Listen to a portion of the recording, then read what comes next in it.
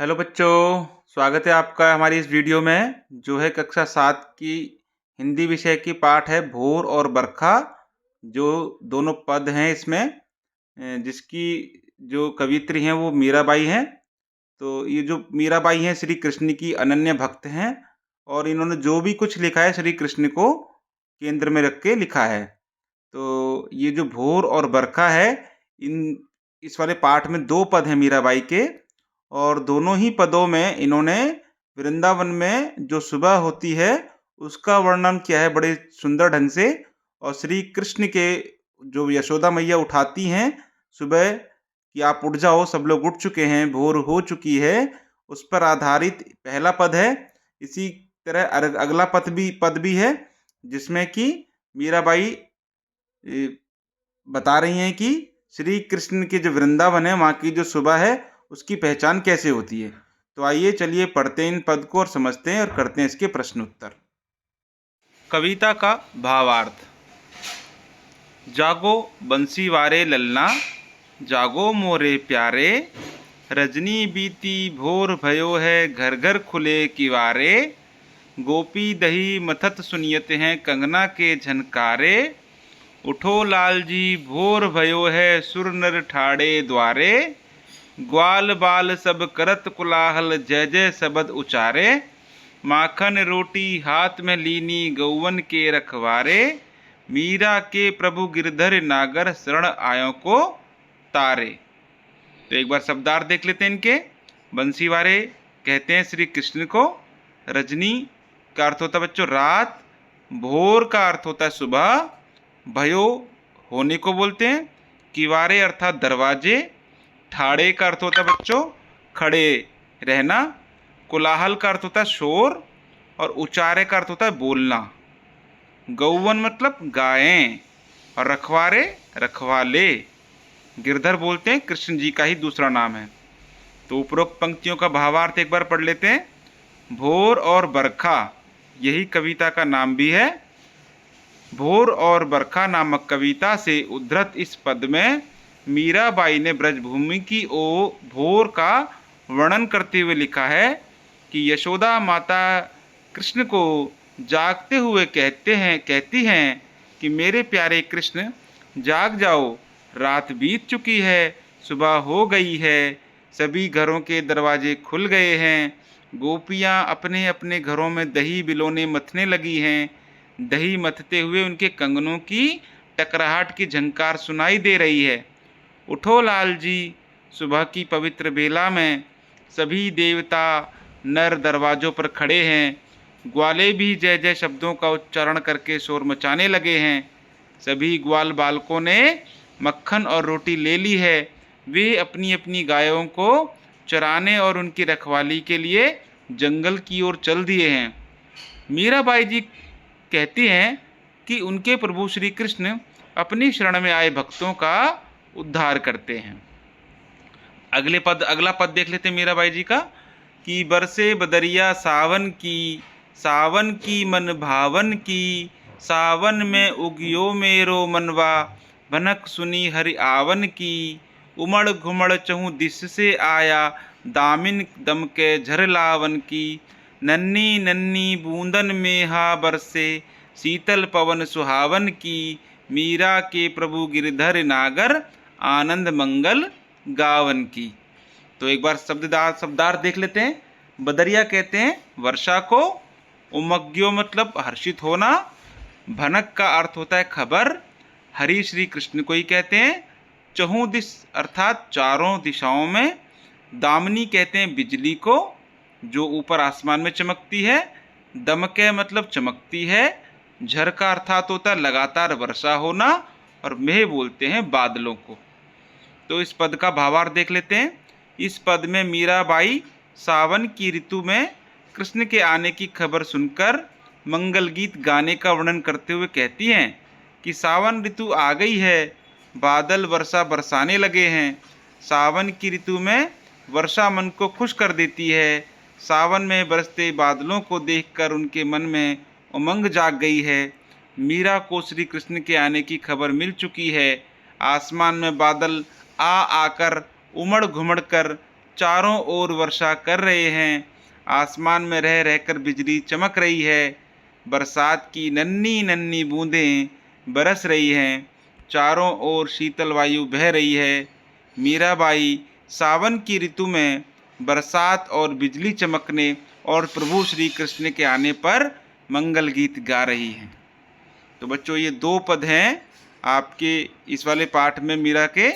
तो इन दोनों पदों को हम पढ़ चुके हैं और उनका भावार्थ भी जान चुके हैं। आइए चलते हैं और करते हैं इन पाठ्य पुस्तक में आए इन पद के आधार पर दिए गए प्रश्नों के उत्तर को। चलो बच्चों, शुरू करते हैं। तो शुरू करते हैं प्रश्न और अभ्यास को। तो कविता से जो प्रश्न है उन्हें पढ़ लेते हैं। पहला प्रश्न है, बंसी वारे ललना मोरे प्यारे लाल जी कहते हुए यशोदा किसे जगाने का प्रयास करती हैं और वे कौन कौन सी बातें हैं जिन्हें वो कहती हैं। तो उत्तर में देख लेते हैं बच्चों, इसका उत्तर कैसे लिखेंगे। यशोदा माता कृष्ण को जागते हुए कहती हैं कि मेरे प्यारे कृष्ण जाग जाओ, रात बीत चुकी है, सुबह हो गई है, सभी घरों के दरवाजे खुल गए हैं, गोपियाँ अपने अपने घरों में दही बिलोने मथने लगी हैं, दही मथते हुए उनके कंगनों की टकराहट की झंकार सुनाई दे रही है। उठो लाल जी, सुबह की पवित्र बेला में सभी देवता नर दरवाजों पर खड़े हैं। अगला प्रश्न देख लेते हैं। नीचे दी गई पंक्ति का आशय अपने शब्दों में लिखो। तो पंक्ति है, माखन रोटी हाथ में लीनी गौवन के रखवारे। तो इसका अर्थ देख लेते हैं। ग्वाले भी जय जय शब्दों का उच्चारण करके शोर मचाने लगे हैं। सभी ग्वाल बालकों ने मक्खन और रोटी ले ली है। वे अपनी अपनी गायों को चराने और उनकी रखवाली के लिए जंगल की ओर चल दिए हैं। अगला प्रश्न देख लेते हैं कि पढ़े हुए पद के आधार पर ब्रज की भोर का वर्णन कीजिए।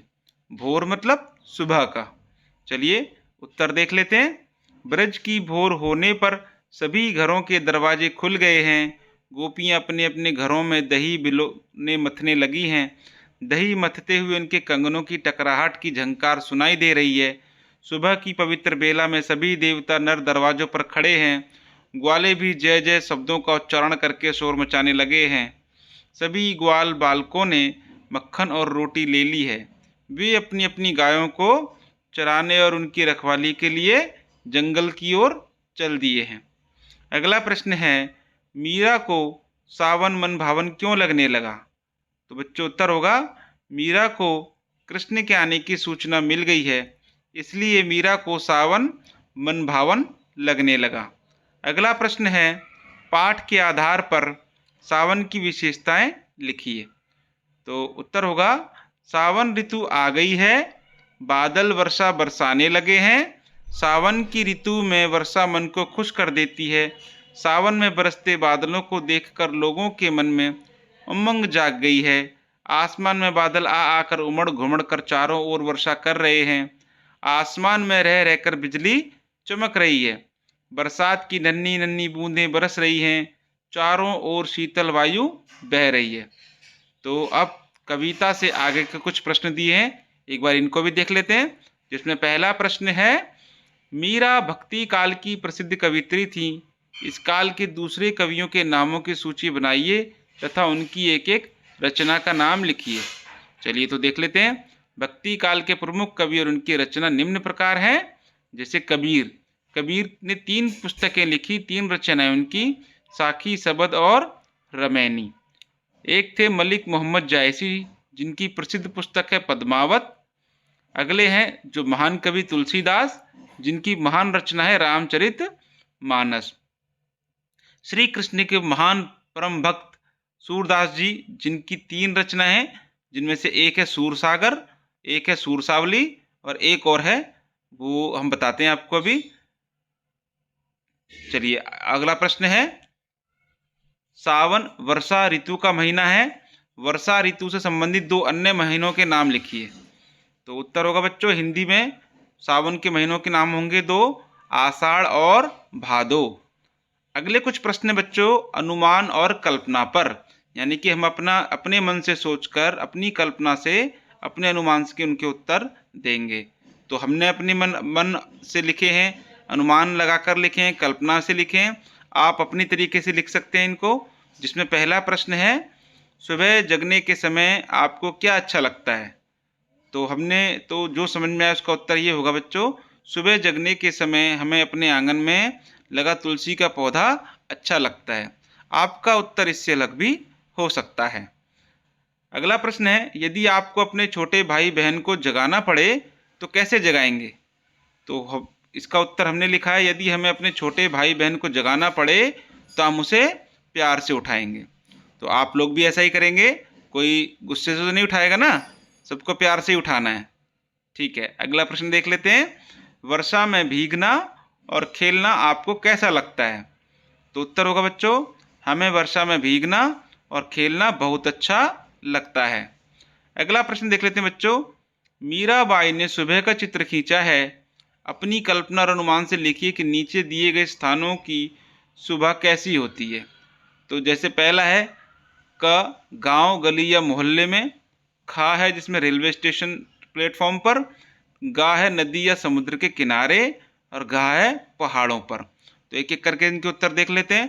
पहला जो था क, गांव गली या मोहल्ले में, तो इसका उत्तर होगा, लोग सुबह होते ही आलस छोड़कर घूमने निकल जाते हैं, दिनचर्या से निवृत्त होकर पूजा पाठ करते हैं, सुबह का भोजन करते हैं और खुश होकर अपने अपने काम धंधों पर निकल जाते हैं। अगला प्रश्न है बच्चों, रेलवे प्लेटफॉर्म पर। तो लोग प्लेटफॉर्म पर चाय वाले को पुकारते हैं, प्लेटफॉर्म पर चहलकदमी होती है, लोग रेल का इंतजार करते हैं। अगला प्रश्न था ग, नदी या समुद्र के किनारे सुबह कैसी होती है? तो लोग सुबह सुबह नदी या समुद्र के जल में नहाते हैं, इष्ट देव याद करके सूर्य को जलांजलि अर्पित करते हैं। पहाड़ों पर घा जो प्रश्न था उसका उत्तर होगा बच्चों, स्वच्छ व शांत वातावरण में घूमने निकलते हैं, दैनिक क्रिया के बाद पूजा पाठ करते हैं, दूर से सामान लाने चल पड़ते हैं। अगला प्रश्न बच्चों जो है वो भाषा के आधार पर है। तो भाषा की बात के कुछ प्रश्न हैं, उनको देख लेते हैं। जिसमें पहला प्रश्न है, कृष्ण को गौवन के रखवाले कहा गया है, जिसका अर्थ है गौओं का पालन करने वाले। इसके लिए एक शब्द दें। तो गोपाल कह सकते हैं, गो मतलब गाय, पाल मतलब पालने वाला, यानी कि गायों को पालने वाला यानी श्री कृष्ण। अगले प्रश्न में देख लेते हैं कि नीचे दो पंक्तियां दी गई हैं, इनमें से पहली पंक्ति में रेखांकित शब्द 2 बार आए हैं और दूसरी पंक्ति में भी 2 बार। इन्हें पुनरुक्ति यानी कि पुनः यानी कि दोबारा दोबारा आना कहते हैं। पहली पंक्ति में रेखांकित शब्द विशेषण है और दूसरी पंक्ति में संज्ञा। तो पंक्ति पढ़ लेते हैं। नन्नी नन्नी बूंदन में हा बरसे, घर घर खुले किवारे। इस प्रकार के दो दो उदाहरण खोजकर वाक्य में प्रयोग कीजिए और देखिए कि विशेषण तथा संज्ञा की पुनरुक्ति के अर्थ में क्या अंतर है। जैसे मीठी मीठी बातें, फूल फूल महके। तो हम इसका उत्तर लिख सकते हैं विशेषण की पुनरुक्ति के लिए, गरम गरम, अनीता ने गरम गरम पकोड़े खाए। सुंदर सुंदर, बाग में सुंदर सुंदर फूल खिले हैं। संज्ञा की पुनरुक्ति में देख लेते हैं बच्चों, गली गली, ऊपर वाला विशेषण था। होली के दिन गली गली में गुलाल बिखरा रहता है। गांव गांव, वर्तमान में गांव गांव में इंटरनेट की पहुंच हो चुकी है। अब कुछ करने को है, अब जो करने को है उसे भी देख लेते हैं। पहला प्रश्न है, कृष्ण को गिरधर क्यों कहा जाता है? इसके पीछे कौन सी कथा है? पता कीजिए और कक्षा में बताइए। तो आपको जो पता है आप वो बता सकते हैं। इसका प्रश्न हमने सबका उत्तर अलग अलग हो सकता है हर बच्चे का। चलिए हम देख लेते हैं कि हमने क्या लिखा है कि देवताओं के राजा इंद्र के क्रोध से गोकुल वासियों को बचाने के लिए कृष्ण ने गोवर्धन पर्वत को अपनी उंगली पर उठा लिया था, इसलिए कृष्ण को गिरधर कहा जाता है। अगर आपके पास इससे अलग कोई कहानी है तो आप उसको भी शेयर कर सकते हैं। तो बच्चों यहाँ समाप्त होता है हमारा पाठ मीरा के पद। ठीक है, तो दोनों पदों की हमने व्याख्या कर ली है, उसका भावार्थ देख लिया है, शब्दार्थ और प्रश्न और उत्तर हमने समाप्त कर लिए हैं। तो बच्चों कैसी लगी आपको हमारी ये वीडियो? आपको अच्छी लगी हो तो आप इसे लाइक ज़रूर करें, अपने दोस्तों के साथ शेयर करें, और इसी तरह की और वीडियो को प्राप्त करने के लिए आप हमारे चैनल को ज़रूर सब्सक्राइब करें। तो मिलते हैं हम अगली वीडियो में अगले पाठ के साथ। धन्यवाद।